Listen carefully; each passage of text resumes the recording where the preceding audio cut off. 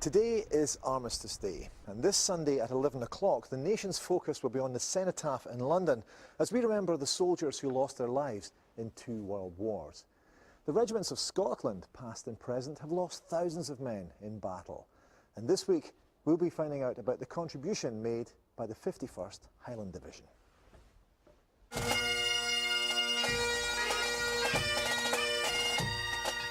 The image of Scottish regiments marching to victory playing their pipes is an enduring symbol of British military might. When the Allies fought their way into Germany in 1945, the 51st Highland Division led from the front. The division deployed out to join the British Expeditionary Force and found itself almost immediately in action. It is hard to envisage just how horrid the First World War was. The warfare in the trenches, the deprivation, the gruesome hand-to-hand fighting that went on. Despite the deprivation and uncertainty of the trenches, the soldiers of the 51st soon created a unique identity which would stay with them when they were called upon to serve in the Second World War.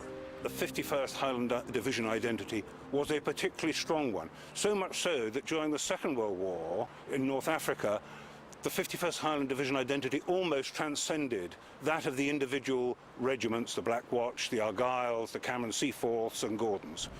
It became very much the pride to be part of the fighting 51st. The 51st Highland Division completes the full cycle of a magnificent battle career.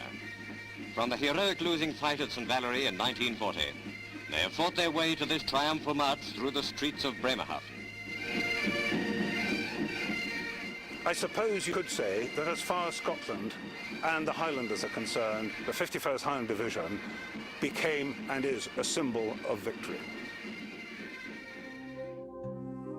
But it was victory at a price, and the 51st Highland Division paid dearly.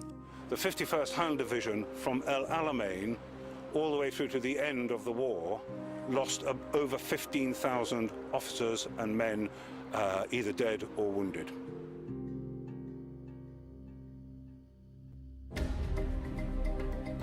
For nearly 3 centuries, the Highland regiments have been a constant thread which has been central to the history of Scotland. Today, they have been disbanded, but the traditions of the 51st live on in the Royal Regiment of Scotland. I think Highlanders have been important to the British Army as a whole through history, and I mean it even survives to the present day in some of the names. The battalions of the Royal Regiment of Scotland, we still have 3 regular battalions and a territorial battalion that maintain that Highland link within their names, even within the new regiment. And indeed the 51 Scottish Brigade that I'm part of, that takes its name back to 51st Brigade, the old 51st Brigade, and indeed the 51st Highland Division, who fought with Montgomery in the Battle of El Alamein. And young men will still join battalions that look back within the Royal Regiment of Scotland, but look back to the old Highland regiments. Young men find it very much easier to look to a regiment or a battalion to give that their strength and loyalty, because they see it as looking after one another.